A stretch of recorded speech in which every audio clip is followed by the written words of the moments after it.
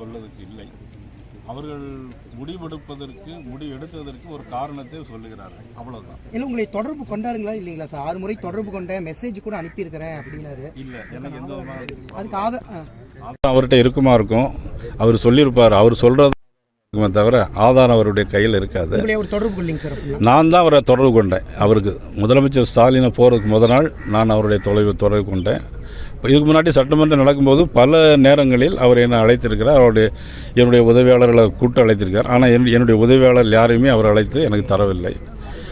ஆக இதை ஒரு குறையாக அவர் சொல்லியிருக்கிறார். நான் அவரை பற்றி குறை சொல்ல மாட்டேன். தமிழகத்தில் வட மாநிலத்தவர்கள் அதிகமாக வாக்காளர்களாக சேர்த்துருக்குறாங்க அப்படின்னு ஒரு குற்றச்சாட்டு இருக்குது. தமிழ்நாட்டை பொறுத்தவரையில் எல்லாமே இயற்கை முறையாக நடந்துக்கிட்டே இருக்குது. அரசாங்கமும் அப்படி தான் நடக்குது.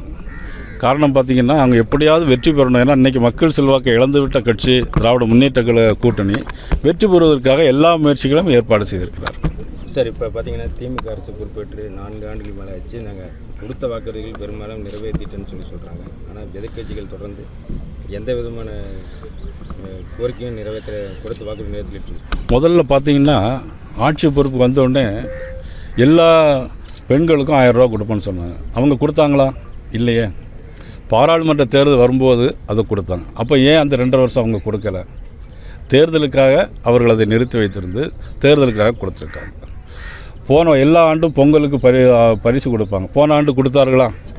போன ஆண்டு கொடுக்கல. ஆனால் இந்த வருஷம் கொடுக்கறதுக்கு முயற்சி பண்ணுவாங்க. ஏன்னா தேர்தல் வர இருக்குது. ஆசிரியர்களை பொறுத்தவரை பணியிடங்கள் காலியாக இருக்குது. அவங்க தேர்தல் அறிக்கையில் 81வது அறிக்கையில் திமுக தேர்தல் அறிக்கையில் சொன்னாங்க. இதுவரைக்கும் அந்த எந்த பணியிடங்களும் அவங்க நிரப்பலை. அப்புறம் பட்டதாரி ஆசிரியர்களுக்கு அவங்க பகுதி நேரம் வேலை பார்க்கணும், முழு நேர வேலையாக கொடுப்பேன்னு சொன்னாங்க. இது வரைக்கும் கொடுக்கல. இப்படி அவங்க சொன்னதை எதுவுமே செய்யலை. அது மக்களுக்கு தெரியும், உங்களுக்கும் தெரியும். இருந்தாலும் நீங்கள் கேள்வி மேலே கேள்வி கேட்டுட்டு இதை சொல்லணுங்கிறதுக்காக வேண்டி நீங்களும் கேள்விகளை கேட்டுகிட்டே இருக்கீங்க. நேற்றைய தினம் கூட தமிழக சிஎம் என்ன சொல்லியிருக்கிறாருன்னா, உடல் உறுப்பு தானத்தில் தமிழகம் முதலிடம் வகிக்கிறது அப்படின்னு ஒரு சொல்லியிருக்கிறாரு. ஆனால் அருகில் இருக்கின்ற நாமக்கல் மாவட்டத்திலேயே கிட்னி விற்பனை ஏழை மக்களை குறிவைச்சு சட்டவிரோத கிட்னி விற்பனை என்பது நடைபெற்று இருக்குது. அவர் தான் சொல்லிட்டாரலாம். உடல் உறுப்பு கிட்னி கிட்னி கடத்தல தான் முதலிடமாக வந்திருக்கும்னு நினைக்கிறேன். அரசு நலத்திட்டங்களால் திமுக எம்பி கேட்பீங்களா? பாஜக அதிமுகவின் கோட்டையா கோட்டையா கொங்கு மண்டலம் இருக்குது அப்படின்னு சொல்றாங்க. இந்த முறை கொங்கு மண்டலத்தை பொறுத்தவரை பாஜக அதிக சீட்டு அதிமுகவிடம் கேட்கும். எங்களுக்கு நோக்கமெல்லாம் திமுக ஆட்சியை தமிழகத்திலிருந்து எடுக்க வேண்டும். அதில் யாருக்கு எத்தனை சீட் என்பது தேர்தல் வரும்போது நாங்கள் சொல்லிக்கிறோம். அந்த அரசு நலத்திட்ட திமுக எம்பி அவங்க 2 பேரும் மேடையில் நேரடியாக மோதி கருத்து முதல்ல உரிமையில பேசியிருக்காங்க. அது எப்படி?